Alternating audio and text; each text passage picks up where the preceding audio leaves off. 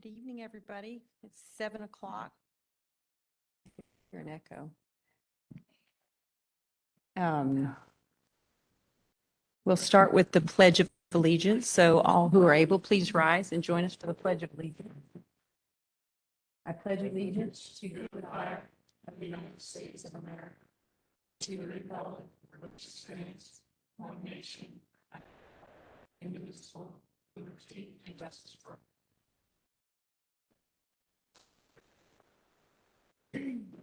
All right, the next item on the agenda is under presentations and reports, printed materials with, oh, pardon.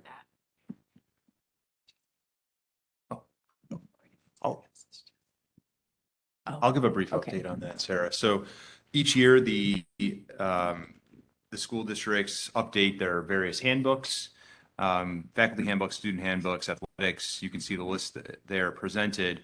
This is really just informational for the board. It's nothing that the board has to act on, but we wanted to share that with you. And certainly these documents are available on our website as well, but they have had updates. We've had new staff, a variety of different new things. So it is updated each year. Thank you, John. The next item is public hearing, restricted fund balance reserve funds plan. Lynn Durway. Yes, further down on the agenda, you'll be approving the fund balance plan for this year, including all of our reserves. Two of the reserves, the employees' retirement contribution and the teacher's retirement contribution, require that we have a public hearing before funds are moved out of that account. So we're proposing to transfer to fund balance $754,000 from the employees' retirement contribution reserve and $331,000 from the teacher's retirement reserve. That will leave ending balances in the employees' retirement reserve of $100,571.98 and in the teacher's retirement reserve, $100,293.05. Are there any questions?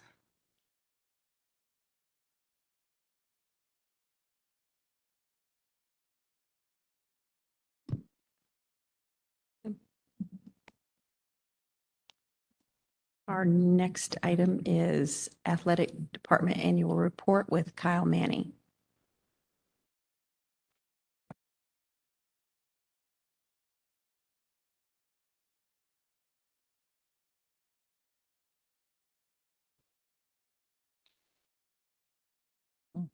All right, good evening. Thank you very much.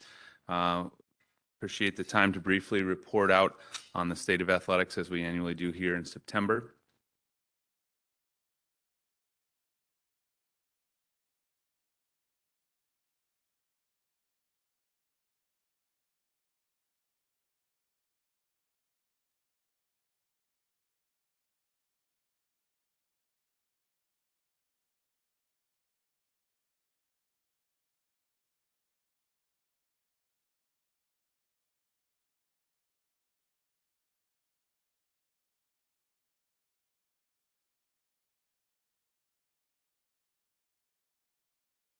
Yeah, that works. So each year, I just like to review our Lake George Athletics mission, vision, and values. We go to the next slide. We are in a 3-year cycle. So last year was the first year of our 3-year reset. So this year, we're in year 8, which would be kind of year 2 of that 3-year cycle. And with those 3-year cycles, we have 3-year targets. And then what we do is we go out to our stakeholders and ask for feedback and just relook at our mission, vision, values, and redefine our goals and targets on that 3-year cycle. So again, this year we would be in year 2 of that cycle, year 8 overall, since we've started this process. If we go to the next slide. So our mission here at Lake George Athletics is that we're an education-based athletic program, and we seek to develop physical ability, enhance skill level, and promote social growth and maturation. One of the things that we seek to do is put a motto with that. I live this every day, and I can't recite the mission, but I can recite that motto, and our kids can, and our coaches can. and that is developing better athletes and better people. And that simply is our mission each and every day. Our vision goes on to talk about our program can be used to develop all of these life skills that are listed up here.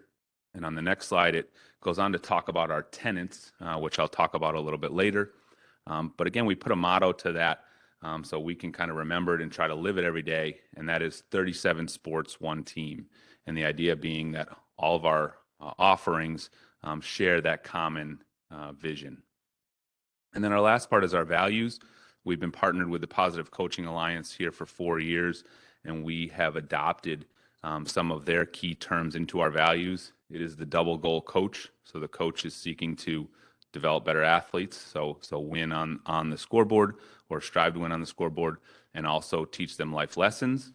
We want second goal parents, so the parents let the coaches and the kids focus on that first goal because that's what they're doing each day at practice and on the fields. And we ask the parents to focus on that second goal. How do they support their student athletes in taking those life lessons that'll serve them beyond their time in athletics? And then we ask our students to be triple impact competitors, make themselves, their teammates in the game better each and every day. Our 4 tenets, the first tenet is lifetime skills. We want athletics to be that last classroom of the day and them to learn those lessons that they'll use well beyond their time playing sports. Our second tenet is access and opportunity. And this is 2 areas. We want them to have access to a wide variety of sports, but appropriate to our school size. We have a lot of offerings for a C or D size school, and want them to have quality, well-maintained fields and facilities to compete and learn. Tenet 3 is quality coaching and instruction. We want to hire folks who are passionate about lifetime activity and athletics, and that they see that as a classroom space where that they can teach those life lessons to our student athletes. And finally, our 4th tenet is community and parents, that they are actively engaged partners in this process along with us. We have 3-year targets that are linked on the presentation. And I don't know if it'll come up to the infographic there. But basically, this is just a handout that goes over those 4 tenets. But the second page of it goes over our goals in each of those areas. So for instance, in lifetime skills, we have a set of goals that we have set up. So for instance, we want to educate our high school students 7 through 12 about the concepts of PCA, and we're doing so through presentations and phys ed classes.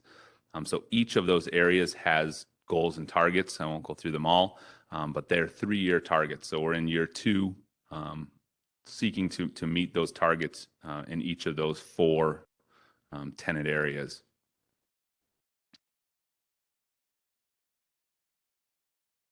Finally, as I explained, we're partnered again with the PCA, and what we're trying to do is create what's called a development zone.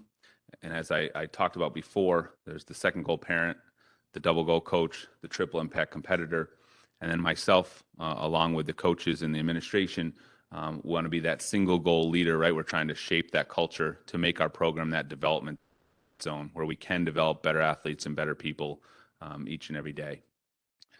Finally, just wanted to touch on, I know enrollment is a topic that the board is discussing and the district is discussing over the years and in the future. We are obviously looking at it and its impacts on athletics. We've done a lot of work with our coaches and looking at our data, talking to our stakeholders, and we've come up with a plan, some steps as we see that enrollment, that decline in volume impact our athletic programs. So the steps are this. First, we'd love to be able to field all 3 levels, a modified, a JV, and a varsity for all the sports that we have and that we offer. That's ideal. That's the gold standard. If we're unable to do that, we would go to step 1, which would be to consolidate levels. So we would have a modified, which could include 7th, 8th, and 9th graders. We wouldn't have a JV, and then we'd have a varsity, which would include those players who are high school eligible and are ready to play at that varsity level. We've seen this model at a lot of the schools within our league already, and we currently have a few programs that are using this model. If we've gotten to step 1 and we keep declining, we are no longer maybe able to field a modified and we're looking at just the varsity or vice versa, then we're at step 2, where we begin to investigate a merger. Are there schools locally that we could partner with to maintain the program offering that would make, transportation sense, geographic sense, financial sense, et cetera?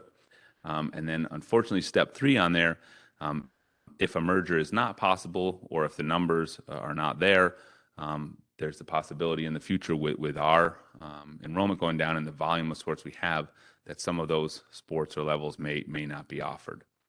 I would like to point out new this year, we have 3 new mergers. Currently here in the fall, we are merged with Warrensburg and North Warren at the varsity level and JV level for football. At the modified level, it's us, Warrensburg, and Bolton. We are the Wolverines for football, and that's been a great merger so far, and we're seeing some good participation and some success on the field for our student athletes. For the winter, we will be merging Warrensburg and Lake George for wrestling this coming winter, and also Warrensburg and Lake George will be merging for alpine skiing. And in the past years, we've had longer mergers with alpine. We used to have Bolton and North Warren, and they just hadn't had skiers, so we'd been a standalone. And Warrensburg approached us as they have some interested skiers, so we're excited about those opportunities for our student athletes.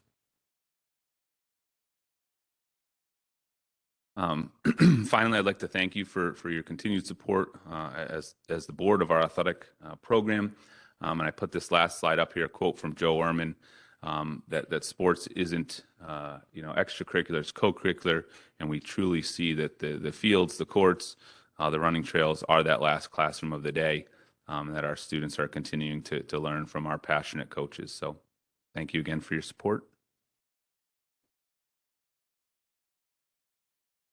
Thank you, Kyle. Does anybody have any questions or?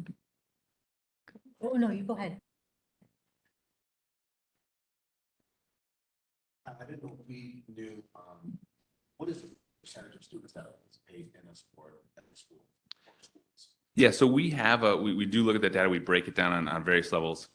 Modified, so 7th and 8th grade, our participation rate is usually between 70 and 75%. So we have a very high participation rate. 9 through 12, kind of average overall of those 3 seasons, about 60%. Which, when you look at that kind of compared to other schools, it's very good. 60 is a very good rate. Yeah, when you're looking at it, kind of overall for all those 3 seasons. Yeah. Yep. And I know you had said that every year there's a different year, you will get to a different phase of the program. Do you evaluate this throughout the year as well, like quarterly or something like that? So the targets are 3-year targets. We do annually, I report out to the administration of, here's where we are with those targets.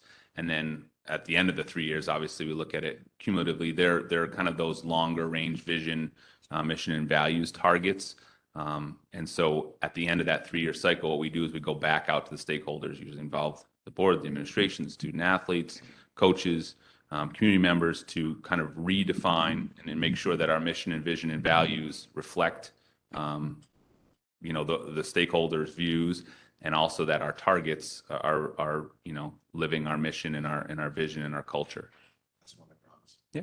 If there is a sport that you have to get rid of, because there's not enough participation, do the students have the opportunity to make that into a club? It's a great question. Fortunately, we haven't been there yet, but I think we would explore any options, that we could. Obviously, that's worst case scenario. We don't want to be there. However, the reality of looking at the number, right, the sheer volume of students that we have, and then the number of programs we have, we run the numbers, and it's we don't see the numbers, based on those participation rates, that we're going to be able to sustain all those levels. The question will be, we don't dictate student interest. So, that's the balance. And no, that's the worst case. And I think, we would look for opportunities to maybe turn into, a club or an intramural. You're welcome. Kyle, I just wanted to say that, again, I'm so pleased that Lake George has tied in with the Positive Coaching Alliance. It already this year had a lot of conversations with people in other districts, and I know I've already heard about situations where it's so difficult to find refs across so many of the sports sports. And I really wish every school district tied into this because I think it's important in teaching our students and parents and families the appropriate culture on the sidelines. Otherwise, I don't know. I think we're going to be concerned that we're not going to have refs to be able to even field sports, whether we have the athletes or not. Yeah, absolutely. I mean, it's a statewide issue. We have an official shortage. We've been feeling it here. If folks come out to a lot of our sub-level contests, you may see a modified game does not have an official, and that's simply because they're not available. And so we're obviously looking at all those avenues. I think sportsmanship and the treatment of officials is one of the many things that we're looking at to solve that problem, because it does, negatively impact our student athletes. We want officials out there. Definitely. Well, thank you for. You're welcome. Anybody else? I've got a question. Can you hear me? Yeah. Yes. Oh, excellent. One thing I wanted to ask Kyle is thank you for this presentation and all your hard work, especially with the mergers. What are we doing this year to ensure that we have open avenues of communication from families regarding athletics? What kind of things are you implementing to get feedback from parents and athletes? So in terms of those communication tools, obviously the district is launching Parent Square. I've been working with Megan Coker to get that out to our coaches to replace an older tool that we were using. And we find that as, just that daily communication, or that, hey, this was canceled, that was canceled, but also kind of opens that avenue right to the coaches. We have our coaches run preseason coaches meetings, whether they're in person or even online, to again, create that situation where the parents can have that connection right to our coaches, to begin that relationship. And that's really where, the communication is so valuable. Those are the coaches working with those student athletes on a daily basis, and those conversations, from parents and student athletes to our coaches, back through our systems is really how we gain that true feedback, and those valuable conversations do occur. Excellent. Thank you. And I just had a couple things. One of the things I jotted down was what Janine brought up, the relationship with Positive Coaching Alliance. I'm so happy that we have that. And I love the focus on the lifetime skills through athletics. I think that's so important. And I'm glad you touched on the mergers. There was last week, a wonderful article in the Post-Star about mergers in the region. And we had some awesome quotes from some of our own Lake George athletes about the football merger. So thank you for your work on that and for your Welcome. Thank you. presentation tonight. Thank you. Anybody else? Okay, thanks. Next up, we have Mr. Jim Conway for the principal update from the elementary school.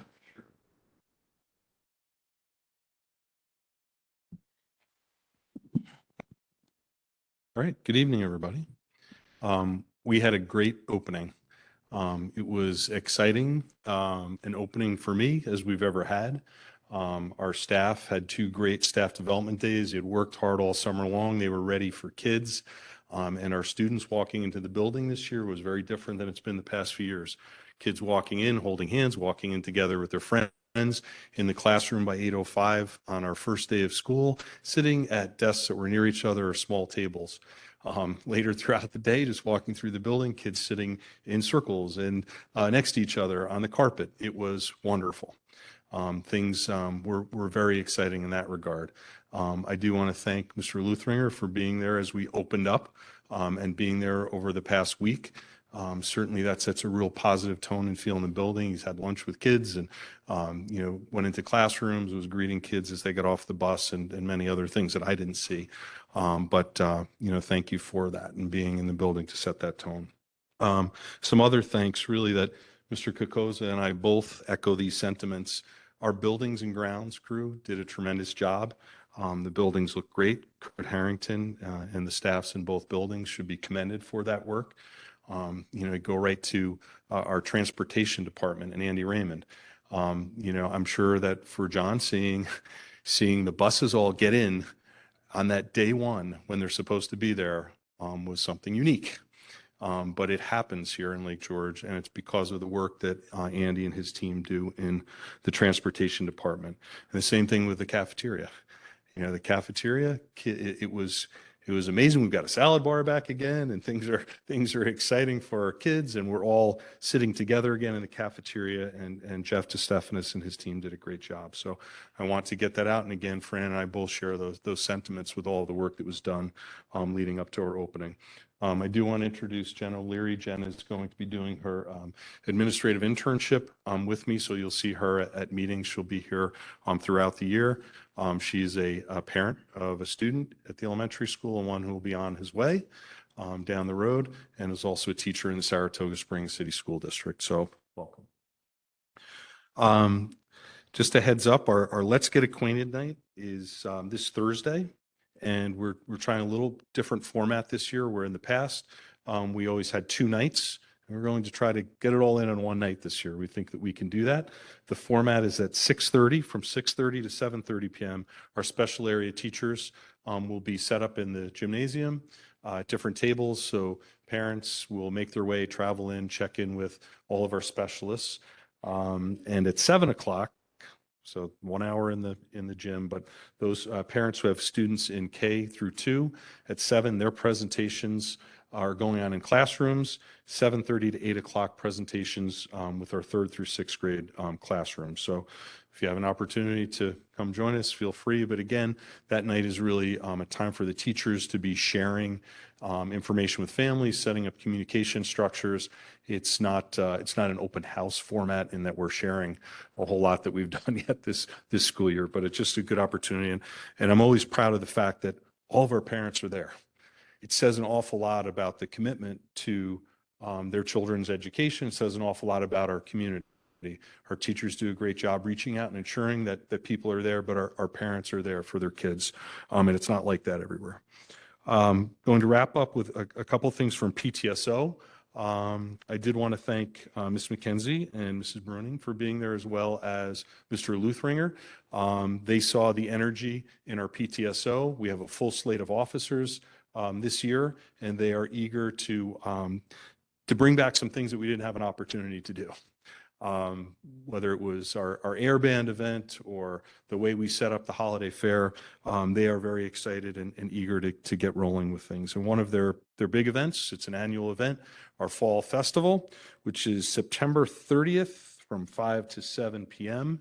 And there will be a dunking booth. I found out, Mr. Luthringer, that, right? They called today, so the dunking booth will be there. Or if you want to do the pie in the face, you're able to do that as well. So I'm going to wrap up with that. I think at the next meeting, I'll share some of the goals that we're working on through our educational cabinet, because I know we've got a lot to get to tonight. But any questions? Thank you very much. I would just say, Oh. I'm just really glad that it's such a happy, energetic start to the school year. And we really felt that at the PTSO meeting yesterday too. Thanks. It Good for the is. spirit. It was a nice Yeah. turnout with good energy. Yeah. Yeah. All right. Thank you. I've got one comment, and that's welcome, Jen. You're learning from the best.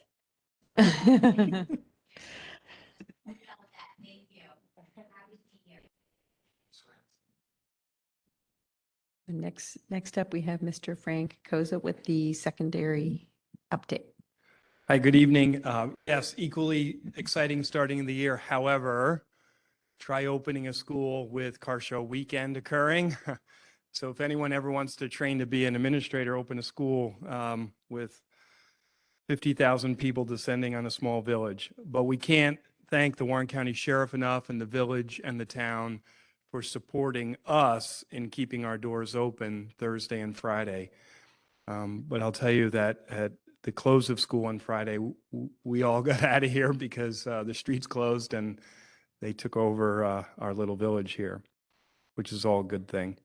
But a very smooth start, and we're very pleased with how the school year has started this September.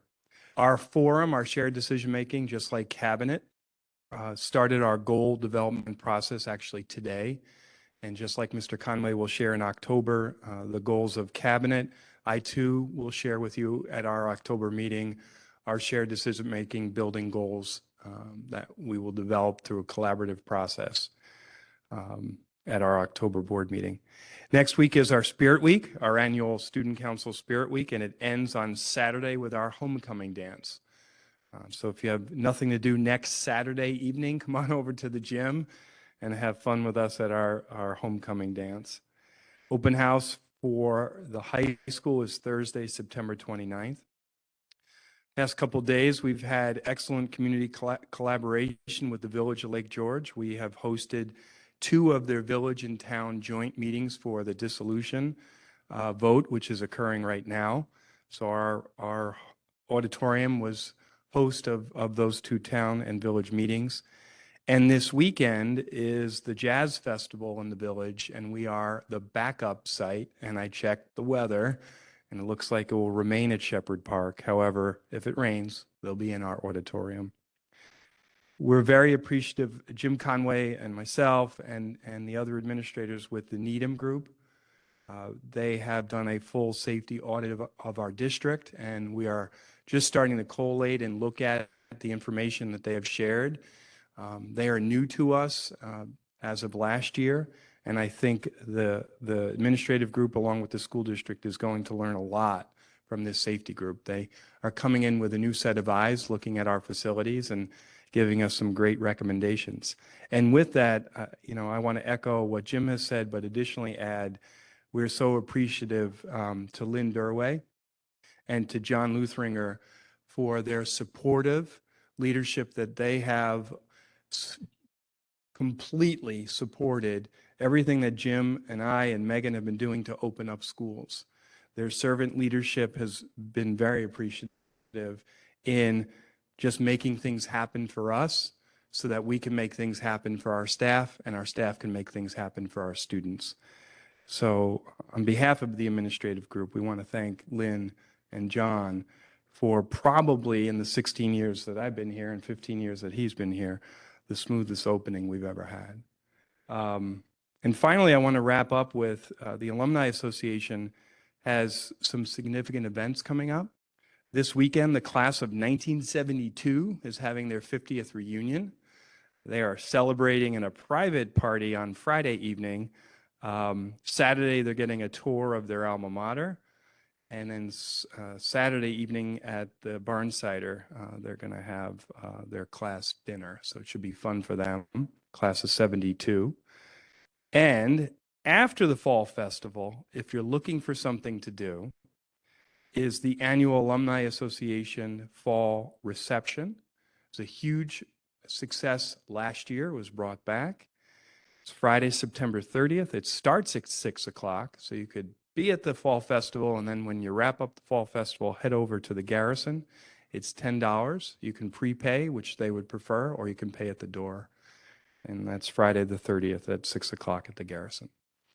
Those are all of the things going on right now that I care to mention. There's so many more, but I won't go into it right now. Any questions that I have?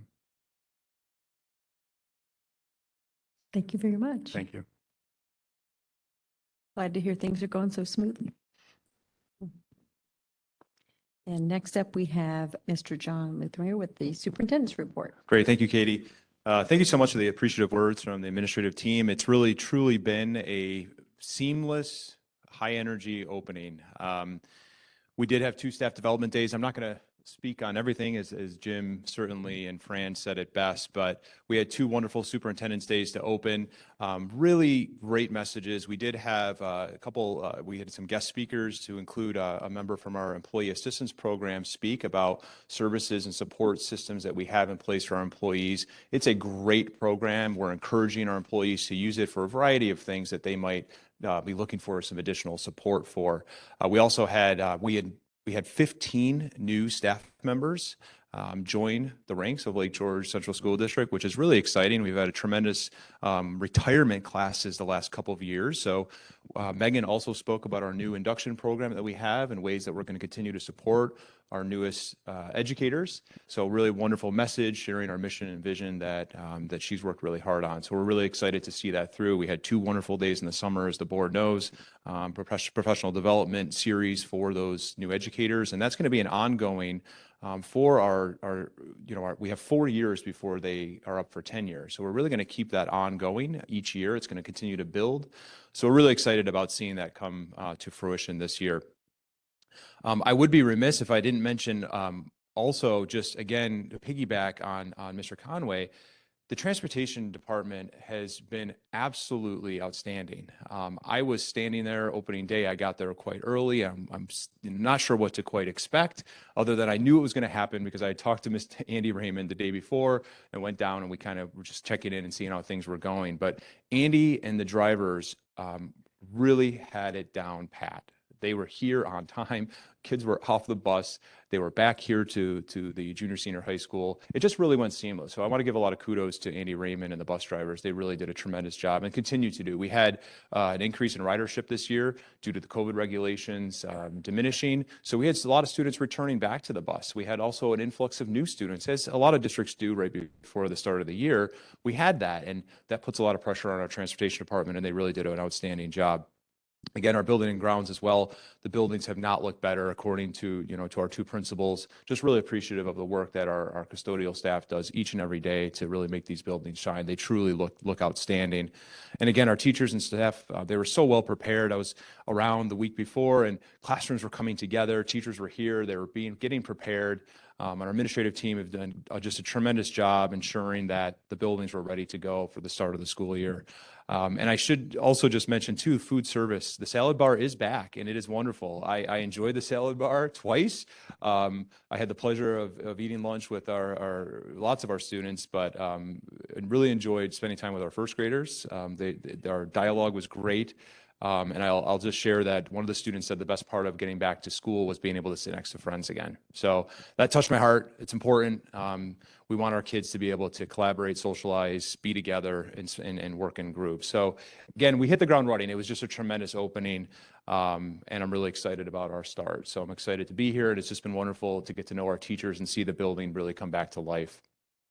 Just a couple quick things, and I'll get to the transportation presentation. I know I mentioned to the board in our Thursday themes, but they are starting construction on Sun Valley Apartments, so that is something that's happening. We know that there is new developments that are going to be going on in the Lake George School District. It's exciting, but it's also different, and it's a change. So Mr. Conway and I met with the town officials and village officials, and we had a big meeting with the construction officials to really just make sure we limit the impact on any sort of impact to arrival and dismissal. And they were just nothing short of outstanding. They were very accommodating, and it is starting to change. Trees are coming down, and it's probably going to take a year, but it's going to start, and it started today. So that is ongoing. We're hopeful maybe there'll be some new families that might be able to move in. The last thing I will just mention also, I had the pleasure of attending the PTSO meeting. Again, lots of great energy. I'm not sure how I got roped into doing the dunk tank, but I'm excited to participate, and I'll have to go home and change in between the alumni event. So, but again, I know the value of the PTSO, and I'm really excited to participate in that. And I'll be presenting in November at their meeting on our transportation project as well. So it'd be a great opportunity to get to know people as well. So just another fun event. And I'm excited for the start of the year to attend athletic events, to attend school events. I'm really looking forward to, Let's Get Acquainted and our open house and the fall festival, and really just being able to participate in the community events. At this point, I am excited about this next presentation here. To really continue the dialogue in regards to our transportation facility. This, again, is something that's been in the works for a number of years. I'm going to go back through a little bit of a timeline and really kind of just make sure the board is back up to speed on really where we've been and the progress that we've been making this summer. So there's been a tremendous amount of progress since our August meeting where I presented. And if we go back there, so the timeline, if you go back many years, even to 2019 and 20, it's just a reminder that the Village, Town, and School did a consolidation study. And that study really was great, but also kind of gave the district some direction because it really was inconclusive. There was no pathway forward for these three, agencies to come together for a consolidated facility. The recommendations were that that it would be nice if this could happen, but there was really no path forward. So that really put the district to say, look, we've got to address this unsatisfactory building. The building condition survey of 2020 labeled this as an unsatisfactory building. We went through that at our last meeting. That's also on our website. There is a host of concerns and issues with the building that we cited in our last meeting.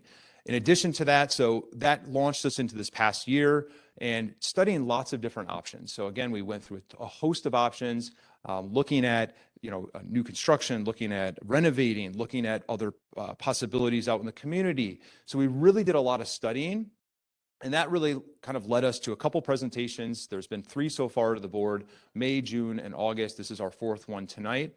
And at that June meeting, we entered into what's called pre-referendum service agreement with Tetra Tech, our architect. And that really gives the architect the ability to really get started and helping us plan, helping us develop concepts, and really kind of launch them with this process.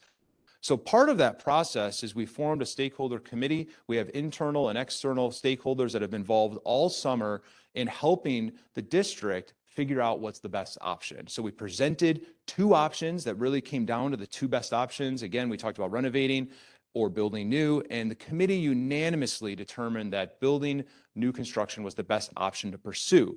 So that is what is occurring right now. So the pre-referendum progress is continuing, and that's why we're here today to give you some updates on what the progress has been thus far.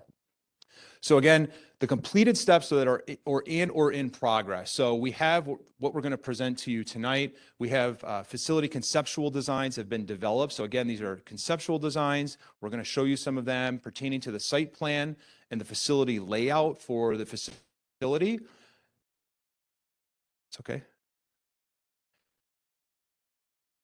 So part of that involves environmental impact studies. This is the SEEKR process, the State Environment Quality Review Act. This is really, really important, especially for Lake George, where we know that we have, certainly it's an archaeological sensitive area. We also have watershed. We also have the lake. We have lots of oversight in our area to include the APA, the DEC. So there's a host of things that are happening behind the scenes to make sure we're dotting our I's and crossing our T's when we come to building a new facility. Anybody who builds a new facility has to go through this process, and we'll talk a little bit more about that on the next few slides. In addition to that, the financial plan has been developed as well, which Lynn is going to speak about tonight. We also have a project timeline, a schedule, and a communications plan to share as well as part of the presentation. So one of the things that we really took a close look at was the facility development in itself. And we really wanted to right size the scope of the project. When I mean right size is make it to meet the needs of our district, to really the scope and sequence of this project. We really wanted to bring it to the point where it's the right size specifically for our district. And one of the things we did is we took a field trip out to Hartford. Hartford Central School District has a 2019 facility. They are also very similar size to us, and they have the same number of bus fleet as us. So it was really great for us to go out. So our transportation supervisor, Lynn, and Tetra Tech members also went out. We learned a great deal from just seeing their facility. One of the things that we went back to the drawing board was we talked about how do we create efficiencies? How do we combine spaces within the facility so it's not, so we can reduce square footage? We talked about how do we utilize multi-levels? So when you start thinking about, can we build a mezzanine and start putting things up top instead of having, again, more space, the space creep that happens. We talked about how we can best use the work bays for bus stores. So originally in the first design, we have 14 buses. That is our fleet size. We needed 14 storage bays. Well, one thing we realized, we could start parking buses in the work bay. So again, reducing from 14 to 12 was part of those efficiencies that we really went back to rework that plan. There was developments and reworking of the actual site plan. So this process has been ongoing all summer with the stakeholder group, with our internal stakeholder group, our transportation facilities, our architects, to really get it right. And we're at a point now where we feel very proud and excited about this facility. So go ahead, Janine. So when I talk about the facility area, this is the area that we're looking at. Again, this is property owned by the district. It's approximately 114 acres out by the elementary school. The shaded areas, you can see the elementary, it goes out into the athletic fields, but the bright pictures right in the middle there, that's the area that we're looking at. So everyone knows off 9L, the gravel parking lot. So essentially, and we'll look at the next slide, that's the area we're looking to build. It is the only viable spot on that property. We've walked the property, we've looked at the property. That is the only viable spot.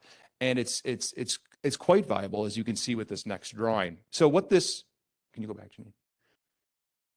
What this drawing here represents is the actual conceptual design from above. So we're looking at it from above. This is, again, what you're seeing here is an entrance, so a paved road up into the facility area. There is some grade that we'll talk about in a few minutes, but you can see that that's essentially the concept from above. It will have 3 bays. You can see on the right-hand side, and on the south side of it, that's where the storage bays are for the buses, and then in the interiors where obviously the interior facilities are. But I wanted to give everyone a bird's eye view of what this concept really came to life. So this is concept 1, and we'll drill down a little bit further. This is another design here. So again, I feel like I want to come a little closer here. So again, you can see here, this is the 9L. This is the roadway up to the facility. This is the gravel parking lot, which we're planning to keep and even update slightly to make it a more defined parking lot for athletic events. Right now, it's not so defined.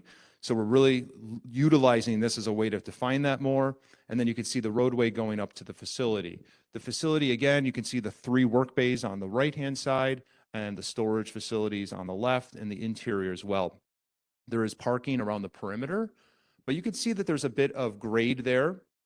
We'll talk a little bit about the wetlands in a second, but essentially that's what it will look like, again, from a different schematic point of view. This is just zooming in a little bit. We won't spend too much time here. The one thing I do want to mention is that as part of our 14 bus fleet, we do have 7 minivans. So those minivans would be parked close to the building. And then we have some additional parking for our transportation personnel. The drivers would be able to park on the outside. One of the things that we're talking about with this is also, preliminary looking at this could be additional parking for athletic events as well for the area. There's going to be a grade. You can see down to the bottom of this picture, there'll be a grade down to a slope down to the track and field area. So we're still preliminary looking at that, but this is something that we're definitely trying to be conscious of. This is the facility design itself. So again, on the left-hand side, you're seeing these are the work bays. So we have 2 work bays and 1 wash bay. One of the things we talk about is vehicles in one and out the other to create a safer entrance and exit approach. So you can pull right in and pull right out. There'll be 2 doors on either side. And you can see we'll focus in on the interior on the next slide, but on the right-hand side, you can see the storage for the 12 buses. I will point out that the black squares are charging facilities or charging stations, as we're planning ahead for this New York State mandate that we'll talk about as well, that all of our bus fleet has to eventually turn to electric. So we're planning now for that. That is one of the reasons for building new, is we can plan ahead. This is a zoom in of the interior. So on the top right-hand corner, would be the entrance to the facility. It would allow for a secure vestibule for safety. The greeter and the office assistant would be able to buzz them in. Transportation supervisors in the office as well. There would be nice windows in there for sight lines. So as the drivers come in, they could communicate with the transportation supervisor about their runs for that day. And then they would go right out that door to the right into the storage facility to be able to grab their bus. Also down the hallway, you'll notice that a training and break room. Training is really important. This is something that's necessary for our drivers. Andy Raymond does a lot of training. There's lots of state required training. So we do need a space to put all of our drivers together in the event of training. So there's an opportunity for a little break area and training facility. On the left-hand portion, there would be 2 bathroom facilities as well. So, moderate-sized bathroom, be able to meet the needs of our fleet. There'd be 2 locker areas as well for our mechanics in the event that they need to change or, shower up after, an oil change or something like that. On the bottom left there, you'll notice this is part of the areas that we created some efficiencies on. So this will be a mezzanine. So the top section will be for the mechanical, the electrical, the compressors, lots of different things that run the building. And on the bottom will be the spare parts storage. That's really critical. That's something that's certainly lacking in our current facility is a secure spare parts storage for battery storage, for tires, all sorts of different things. And then there's that exit that goes right out to the work base. So we really like this design because it separates the work areas from the driver areas where they need to access the buses. And we feel that, again, when we were looking at right siziness, we spent time on this because this is really meeting our needs. This is what the bottom line is, what we're looking for to meet the needs of our transportation facility and our drivers. So one of the things I mentioned before as well is that we want to be very conscious of the environment in our area. So we have to go through a series of environmental impact studies. So these are already well underway and or complete. For example, the topographical survey has been completed. You can see that this is an example of it. You can see the lines, the grades, all of those sort of things. The wetlands delineation. So you'll notice that right in the middle there, those little checkered boxes, that is some of the wetlands. It's about 0.6 of an acre that would be disturbed. So that is the part that they're working on a plan for that. They're getting approval for that. And that's certainly not, that's very common when you're working through wetlands. So it is 0.6. It's a small amount. And there will be a plan to address that as we move forward. The JIF submission is called the Jurisdictional Inquiry Form. It's a form we have to submit to see if the APA, the Adirondack Park Agency, has jurisdiction over this project. We've received that back. They do not. So they do not have jurisdiction. They don't want jurisdiction. They're comfortable with our process so far. So that was good news for us. And we talked a little bit about the SECRA Act. The board will, in October, we'll have a presentation from our architectural firm and really walking through those steps. So the board will act as the lead agency and they have to answer a few questions in regards to that. So there'll be more information shared with the board this month. And then again, we will walk through those steps with the Board of Education from our architectural firm in October, the October meeting. And also, as I mentioned, we are doing an archaeological survey. Those are also starting to take place already. We know that we're in a sensitive area with all the great history in Lake George, so we want to be very conscious of that and really make sure that we're doing our due diligence. So all of these pieces are common for projects, and we do have experts that are handling these and keeping us apprised, and we're working very closely with our firms on those. Lynn?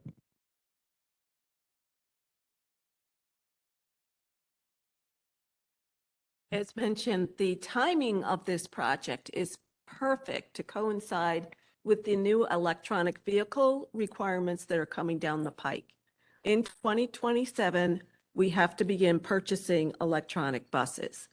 In 2035, the fleet needs to be converted entirely. The first step in this process is a fleet assessment by National Grid. We've already started that process, and they've determined that they do have the capacity to handle our charging stations. We'll also be exploring grant funding for electric bus purchasing. And this November on the ballot, there's going to be an environmental bond act totaling $1 billion.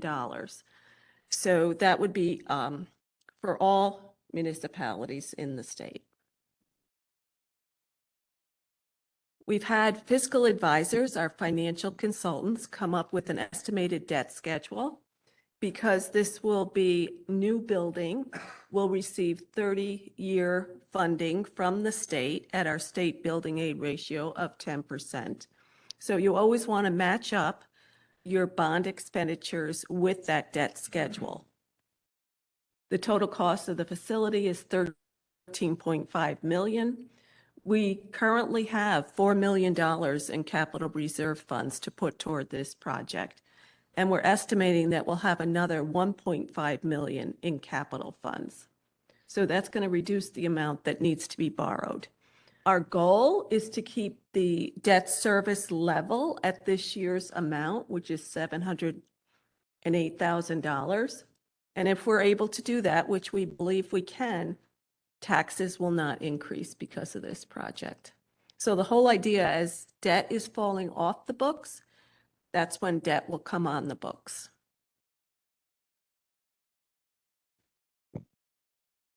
So the next steps in our timeline here is to continue with the pre-referendum timeline. So on October 11th, the Board of Education will act on the secret resolution as described earlier. They'll also act on the facility proposition as well. So we'll have those as part of the board agenda. In November, we're going to have a community presentation. We're still finalizing the date, but we will have a community presentation that will include members of our stakeholder group as well, so they can be able to answer any questions that the community might have. We will well communicate that out to the community for them to participate in that. And December 6th is the voter referendum. So that's when our voters will come to the table and vote on our project. So this is a preliminary capital project timeline. So just wanted to put this out there to show you the timeline from really start to finish. So if you look where we are on the blue line on the pre-referendum phase, we are nearing the end of that as the board will act in October. And then our vote will be December 6th. So once we get, pending voter approval, that's when we enter the design phase. And I also want to mention with state ed review, that's a bit of a wild card. That's where we really aren't sure on that. It could take up to a year for state ed to review this process. We're hoping it doesn't take as long, but that's something that we're just trying to figure out where that lands. Then we would go out for the bid process, and then construction would start in really spring of 2025. So this process is start to finish, a few years, but at least this gives us direction on, where and how this will take place. One of the things we want to be very conscious of is informing our community. So we're working very closely with our communication specialists. We have a plan that's been developed. So we have a sub-site on our website already that will contain our presentations and up-to-date information on the project. I also introduced the project in our back to school mailing, which you can see an image of as well. We're going to continue with Board of Ed presentations, presentation of the PTSO in November. We will have a fall newsletter as well. This will be a feature of that. And we'll have the community presentation in November with our stakeholder group as well, with the December 6th voter referendum. So we want to really look at this from communicating with our community, our extended community, in a variety of different ways. So we know that they, will look at social media, we'll look at the newsletter. So there's lots of different ways that people will be informed of this project as well, pending the vote. So at this point, any questions from the Board of Education? We wanted to give you an update on where we're at with this project, our thoughts on it. We're excited about it. We feel very good about the process that we've taken part in, but certainly can entertain any questions that the board might have.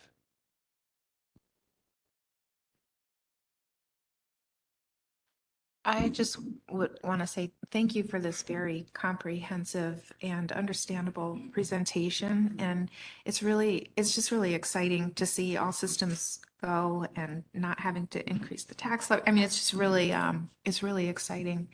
I just had one question. If construction can't begin for, quite a period of time, can the transportation department, do they need support to manage in the interim, or is it, I'm happy that there's a plan going forward, but I always worry how they're managing. So I think the one thing that we want to be clear on is that while we have an unsatisfactory building, it's not unsafe. So that's really critical. Our transportation drivers, mechanics, our bus drivers, they have been getting by for a really lengthy amount of time. They've lots of different workarounds, but we're confident that Andy Raymond and his team will be able to function as needed. And certainly if something comes up, if a roof breaks, then we'll have to address that. But at this point, we are comfortable, and I think they're comfortable knowing that there's at least a future. And I think that's really most important right now. But my understanding and what we've talked about is that we can absolutely still function for a period of time. Anybody else? Thank you so much, John. Great, thank you. Next up, we have Mario Fasula with the Audit and Finance Committee report. Thank you. So there's a few things that we're going to review. 3 of them are on the business consent agenda. We reviewed the treasurer's report. We did transfer. There was one budget item we transferred for about $151,000 to cover retirement incentives. These will close that employee benefit reserve fund, and it won't impact the unassigned fund balances at all. I will tell you, I found that report, and I'm being sincere when I say this, incredibly interesting and very educational. I recommend if there are people in our community that love numbers and business, they should certainly come to the meeting. It's interesting. The claim auditors report had nothing noteworthy on it, which I believe is also a good sign. We'll vote on that when we do the business consent agenda as well. We reviewed the Audit and Finance Committee charter. There was nothing there that we wanted to update right now. The reserve plan and fund balance allocation we reviewed, the goal there was to maximize that reserve that was approved by the voters on May 17th. We're decreasing some of the reserves and transferring that into that capital reserve 2 that was voted on. So right now we're looking at about $3.1 million to transfer over. There is a public hearing tonight in regards to that transfer. The committee, when we discussed it, we recommended that the board approve that reserve plan and fund balance allocation. We also went over a change in New York State. They increased the income limit to $50,000 in regards to low-income senior citizens exemption. We recommended as the committee not to change anything at this time, so there would be no change to our tax income. And that's all I really have on that. Any questions? Thank you, Mario. Next, we have Janine Bieber with the Buildings and Grounds Committee report.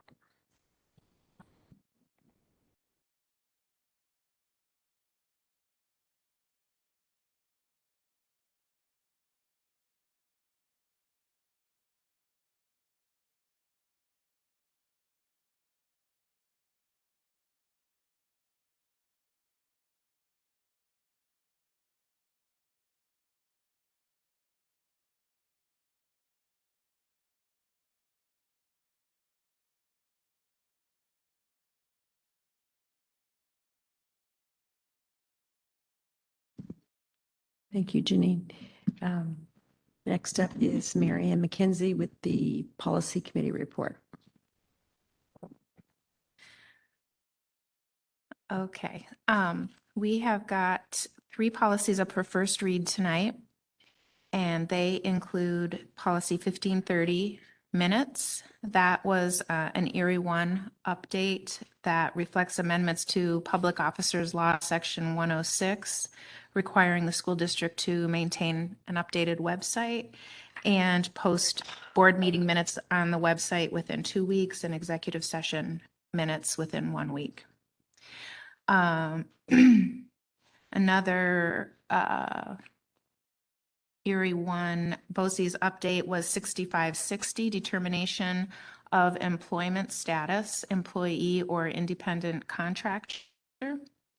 And that update reflects amendments in the New York Codes, Rules, and Regulations regarding employer requirements for collection of payroll data. And then the other policy that's up for first read tonight is 3271, solicitation of charitable donations. And the policy committee reviewed that per our Lake George routine policy manual review. Just a minor wordsmithing revision there, moving that to first read. We had no policies up for second read tonight, but we had one other policy that we reviewed for our manual review.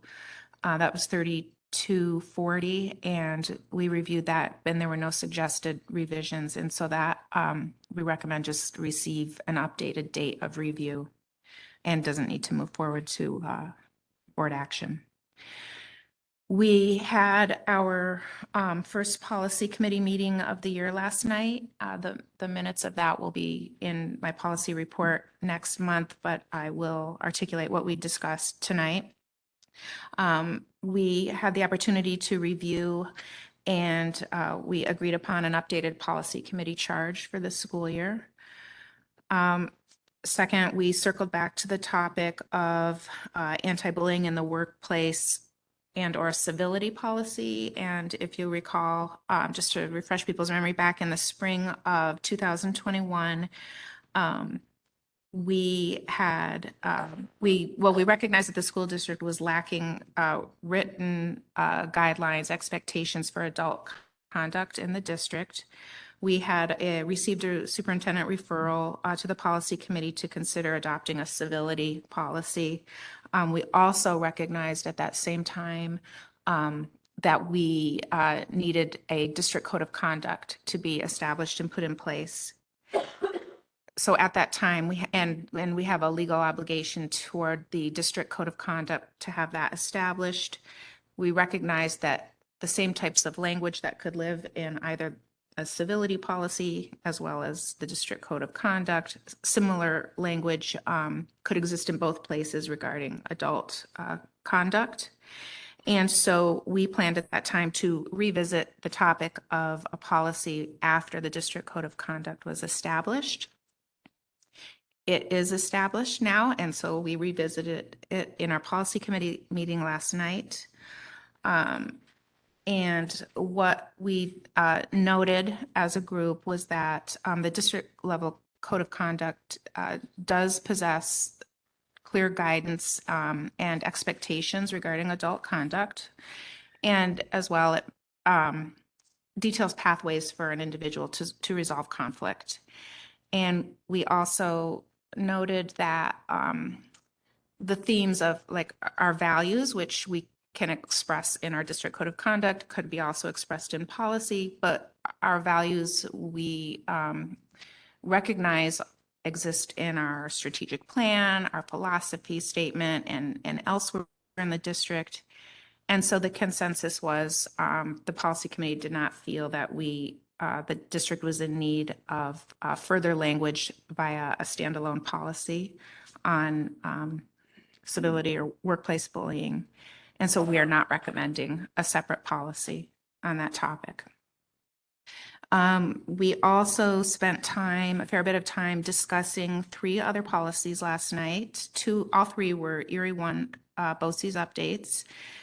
One of them was student gender identity, which the suggested revision from Erie 1 was focused on the records section.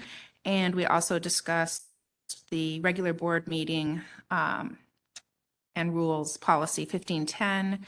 We received an Erie 1 update that was reflecting the use of video conferencing for board meetings during extraordinary circumstances.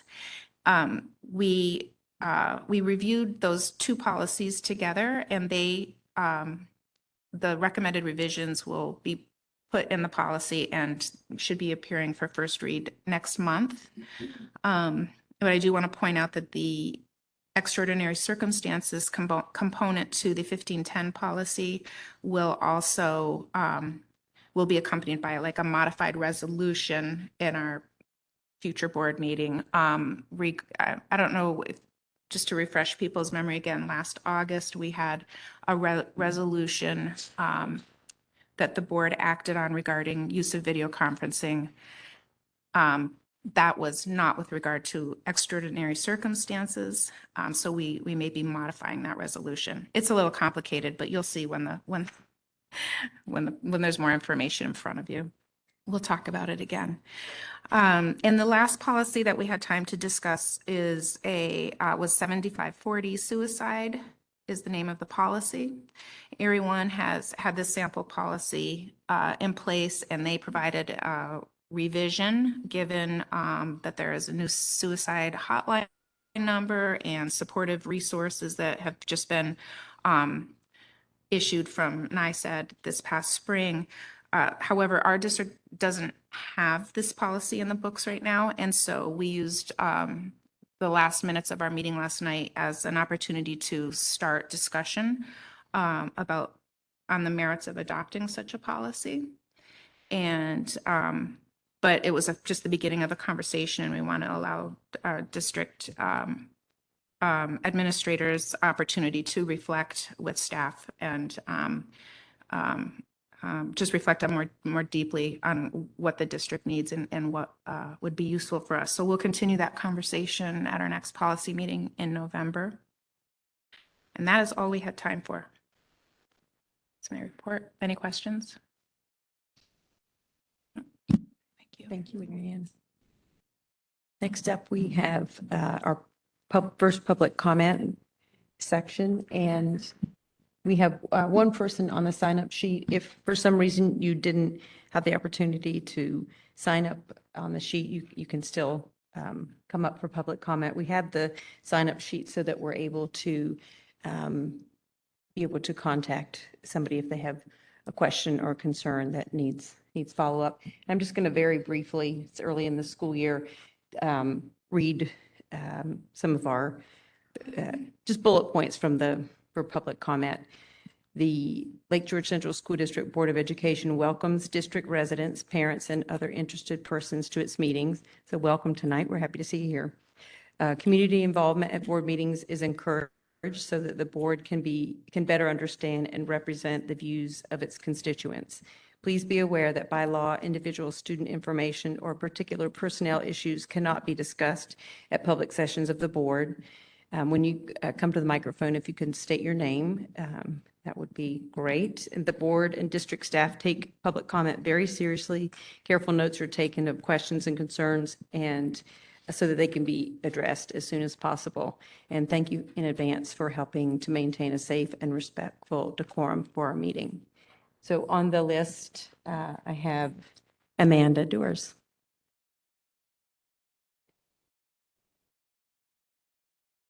Hello, I just had to tell everybody I'm Amanda Dewars. I've lived here. My kids have gone through here. I'm very appreciative to our administration. I love being part of this. And I had to say, because you never hear anything positive, but the last couple days of school coming in, my girls have been excited and happy, and it's been a tremendous change. And as a parent, it makes you feel happy to see that instead of the past, where the past has been, it's been a little bit rocky for the kids, but it's awesome to be able to start kindergarten out this year. My daughter doesn't have to wear a mask. She can communicate with kids. It's been tremendous. So I wanted to say that. I also am so happy about our football merger. I missed our first game, but that's because I had to work, and then we had volleyball games, but I'm really excited about that. And I just had a question about our policies coming up in the future, like the gender identity and the suicide, which I think is extremely important right now. Not that gender identity isn't, but I just want to make sure that the parents, how will we know if we could take part in these policies? One concern I have is just, I want to be a part of it. I don't want, you see the outside world coming in all around us. I don't want gender issues going on where I don't have a say in it or know what's going on, having these policies. It's a little scary when you don't know. So forgive me if I'm naive, but I just want to know where parents play a role in that and how they could be a part of that. And that's it. But thank you guys for all your hard work.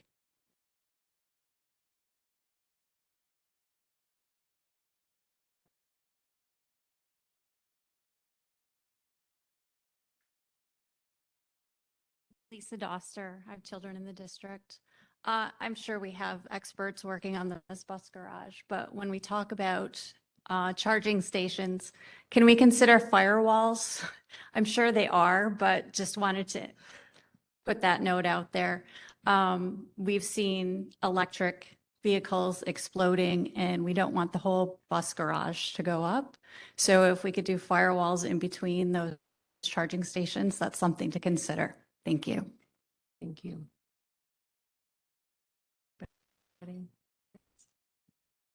Thank you. And thanks again for being here tonight.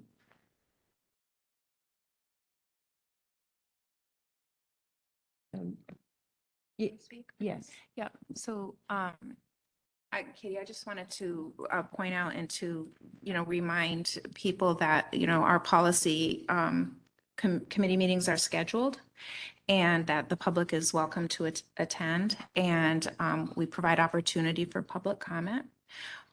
Also, when policies are revised or new or moving forward, they move to first read first, so that the public has an opportunity to read them and communicate concerns or questions, and that they don't get there's board action occurs at the second read.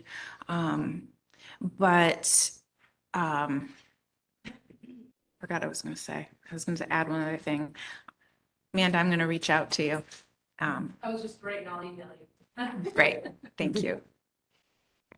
Thank you, Mary Ann.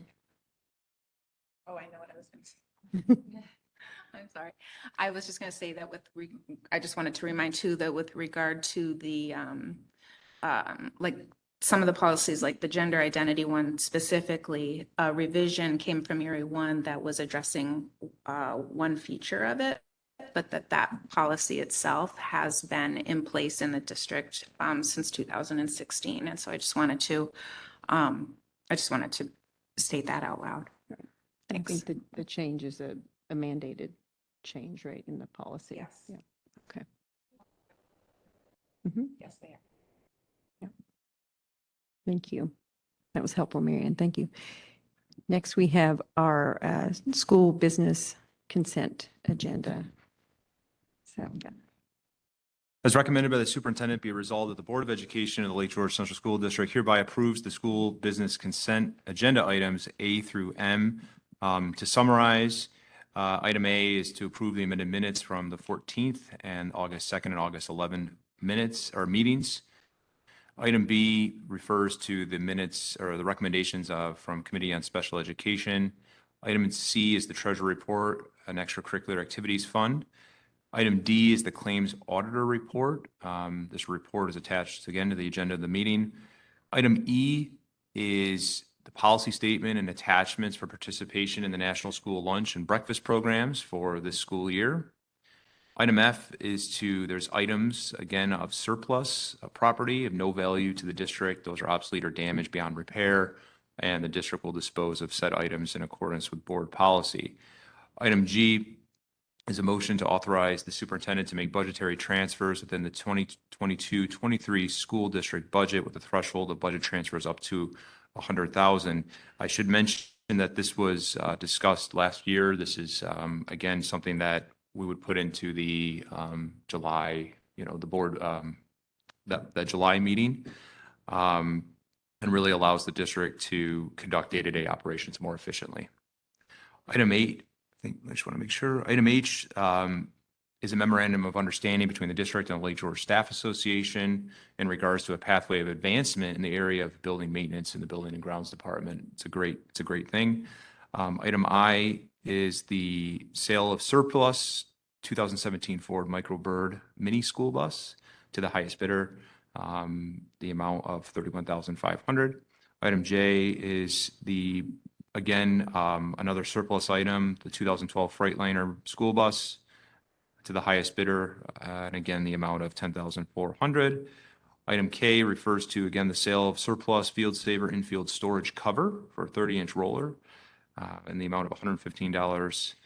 Item L is referring to the transfer is necessary to cover the payments of retiring employees for the years of service and unused sick days per the collective bargaining agreements. And item M is referring to the public hearing that Lynn spoke to as well in regards to the reserves. do we have a motion? Do you have any questions or discussion? All in favor? Aye. Any opposed? Motion carries. And the next item is faculty staff recognitions. As recommended by the superintendent, be it resolved that the Board of Education of the Lake George Central School District hereby approves the faculty and staff resignation consent agenda items A through C. Item A is a motion to accept the resignation of Janine Candora from the position of teaching assistant for the purpose of retirement under the terms of and conditions of the Lake George Education Association contract. Janine has just over 20 years of service, and it's my recommendation the board approves this resignation with many thanks for her dedicated years of service. Item B is the motion to accept the resignation of Brian Cleveland from the position of cleaner effective August 8th. Item C is a motion to accept the resignation of Charlene Eman from the position of part-time food service helper effective August 24th. Do you have a motion? Do you have any questions, any discussion? All in favor? Aye. Any opposed? Motion carries. The next item we have is faculty staff appointment consent agenda. As recommended by the superintendent, be it resolved that the Board of Education of the Lake George Central School District hereby approves the faculty staff consent appointments, items A through H. Item A is to motion to provide Colonel Harrington, our interim director of facilities, with $1,000 per month reimbursement for health insurance for the months of July and August, and then to include him on the district health insurance plan for the months of September through December. Item B is a motion to appoint Summer Steves to a 4-year probationary appointment as a teaching assistant in the teaching assistant tenure area commencing September 1st, 2022.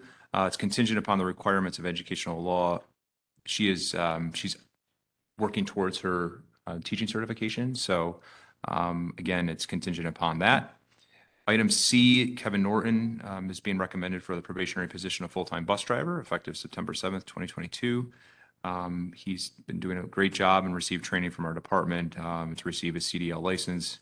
And my recommendation to appoint Kevin.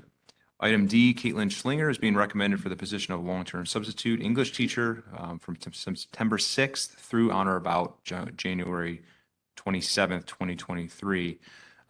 This resolution is written just in a manner that allows her to continue if the long-term position needs to be extended.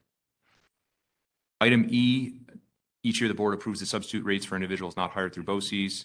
That's what that one refers to. Item F, Kevin Norton has been added to the 2022-23 list of substitutes not hired through BOCES. Item G is the extracurricular and co-curricular list and curriculum have been updated. They're in yellow. And item H refers to the coaches list and volunteer list, which has also been updated.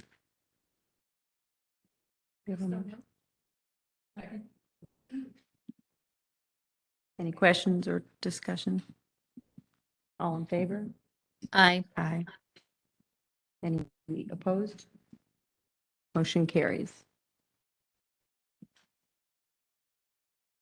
The next item we have on the agenda is board comments and discussion. Does anybody have anything?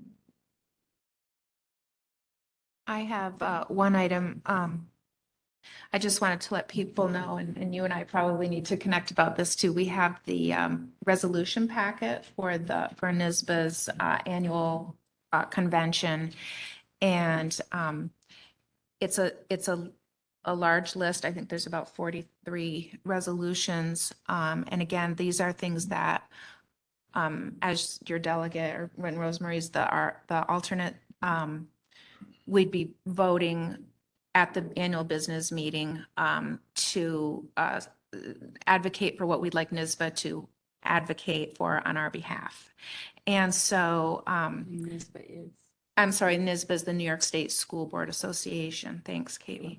And so I just wanted you to know that we have that, and I think we'll share it with everybody. I'm going to try to, and maybe we can do this together, kind of pull out some of the ones that may be particularly pertinent to our district. And there's a handful of them that are really financially intricate that I could use some guidance on. Lynn, I'm looking at you. Anyway, and but anyway, so we'll share those out, and then we'll have an opportunity to discuss at our next board meeting if there's anything that people want to talk about, because that's an opportunity that we have before the annual business meeting. Thank you. And thank you, Marianne and Rosemary, for being our delegate and backup delegate. Anybody else have anything? I just wanted to say thank you to every employee of the district for all of the work that has gone in to make these opening beginning days such a success. It's really, really appreciated. We have one more item on our agenda, and that is, well, besides adjournment, which is our second public comment period. And I have two names on that. I have Amanda. Okay. And Lisa Doster.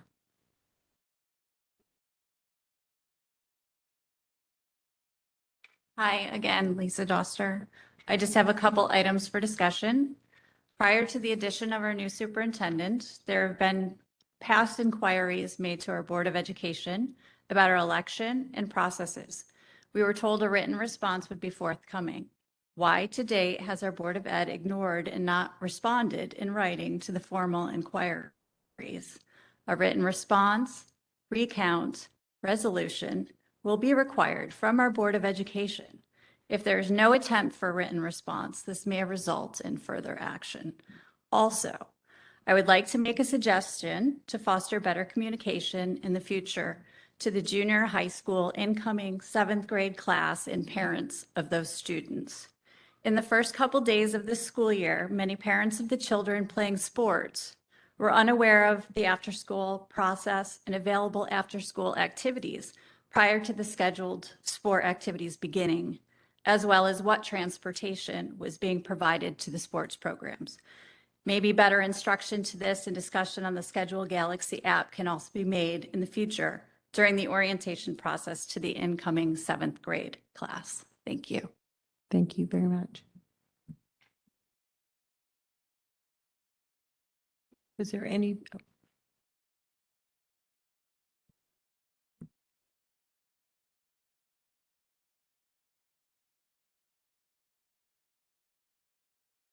Hello, my name is Linda Clark and I live here in the district. I have two things I'd like to address with the board tonight. The first thing is that my understanding is you have approved the book Lawn Boy for the library for all 7 through 12 students. Since you have approved said book, I would like to request that you rescind the letter you sent to me last spring, because I was reading from that book. Those words in the subject matter were from the book, not my own. And so I would like that letter rescinded. Also, it has come to my attention throughout the summer that there were a number of things that were of concern regarding the election. I did countless hours of research on the election, and I would like to share my results of that research with you.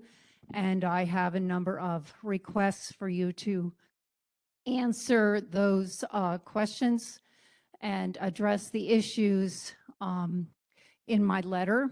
I'm not going to elaborate the detail. It would take way too much time. With that said, I really would appreciate a follow-up on what the letter has to say. And I have a copy for each one of you I'm going to give to you. And for the record, the letter is addressed to the superintendent and to the board.